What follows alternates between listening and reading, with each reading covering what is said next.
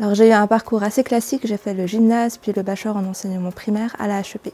Avant d'intégrer le MASP, j'ai exercé en tant qu'enseignante généraliste pour les niveaux 7-8 et j'ai aussi suivi un CAS de praticienne formatrice, ce qui m'a permis d'accueillir et d'accompagner des stagiaires dans ma classe. J'ai débuté le MASP après 6 années d'enseignement et au total, j'ai enseigné pendant 8 ans. J'ai terminé mon bachelor en enseignement primaire profil 5-8 à la HEP Vaud pendant l'été 2019 et j'ai alors directement trouvé un poste d'enseignement à 100% dans les écoles de Puy. Et puis je suis partie ensuite une année à Sion pour enseigner dans les écoles bilingues français et allemand.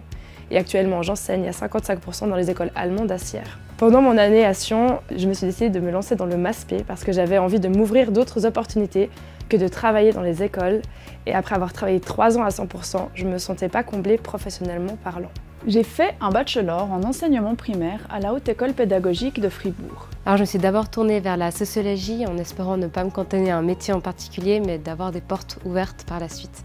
Et lorsqu'il a fallu que je choisisse un master, je me suis renseignée sur les différents masters dans les universités et j'ai découvert le master en sciences et pratiques de l'éducation.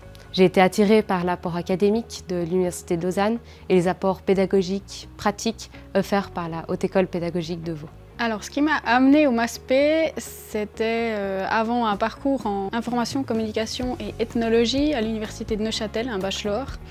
Et puis, à la fin de ce bachelor, je suis devenue maman. Et suite à mon congé maternité, j'ai eu l'occasion de faire des remplacements de congé maternité dans une école secondaire. Et ça a été ma première expérience d'enseignement qui m'a plu et qui m'a amenée ensuite à vouloir continuer de me former, pas directement dans l'enseignement, mais dans le master en sciences et pratiques de l'éducation.